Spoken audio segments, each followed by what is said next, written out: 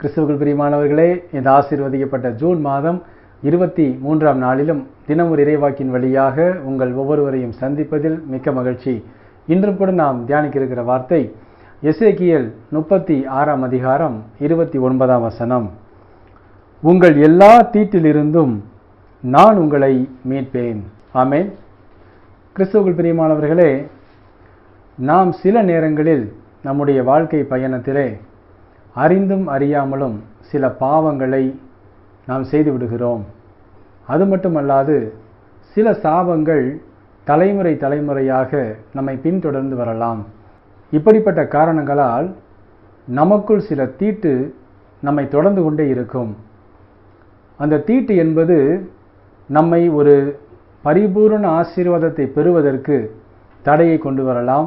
சில எளிமையான நன்மைகள் வரக்கூடிய சூழ்நிலைகள் இருந்தாலும் அதிலே தாமதங்கள் ஏற்படலாம். அது மட்டுமல்லாது கடவுளிடம் நாம் முழு மனதோடு ஜெபிப்பதற்கு சில தடைகளை கொண்டு வரலாம்.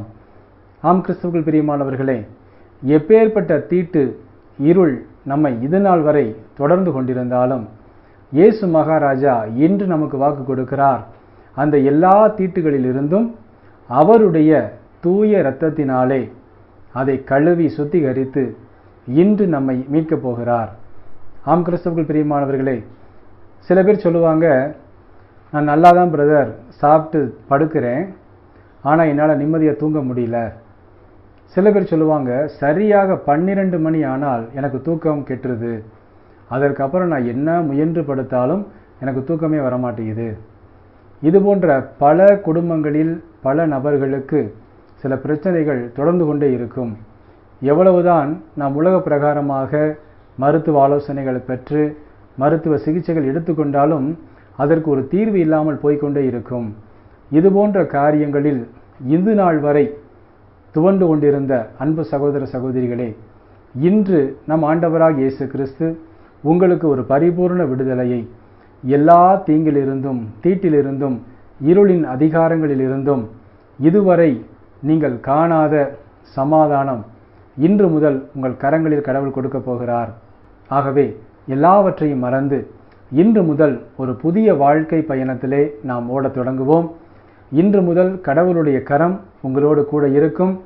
அவருடைய இரத்தத்தினாலே நான் கழுவப்பட்டிருக்கிறேன் என்ற ஒரே நம்பிக்கையின் விசுவாசத்திலும் இன்று முதல் உங்களுடைய வாழ்க்கை பயணத்தை தொடருங்கள்.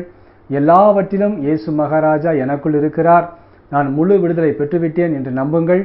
கடவுள் உங்களோடு இருந்து எல்லாவற்றையும் இன்று முதல் வெற்றியாக கொடுப்பார். ஆமேன். நாம் ஜெபிப்போமா? அன்புள்ள இயேசு மகாராஜாவே, எங்கள் அன்பு தகப்பனே, இந்த ஆசீர்வதிக்கப்பட்ட புதிய நாளுக்காக உமக்கு கோடான கோடி நன்றி அப்பா. இந்த நாளிலும் நாங்கள் பெற்றுக்கொண்ட இந்த அருமையான இறை வாக்குக்காக உமது பாதத்திலே விழுந்து நன்றி செலுத்துகிறோம் தகப்பனே.